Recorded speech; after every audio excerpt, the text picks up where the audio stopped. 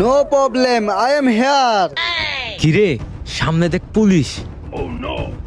হ্যাঁ মামা এখন কি করি আইডিয়া ল দেখ কি করি। ওই এই থাম থাম থাম। কিরে হেলমেট কই? তোকে দুইজনের একজনের হেলমেট নাই, তোকে দুইজনের মামলা দিমু। স্যার গাড়ি তো আমার না, গাড়ি তো ওর। আপনি ওরে ধরেন, আমার ধরে কি করবেন? আমি জায়গা যা তুই যা, চালু যান তুই। থাক, আমি জায়গা।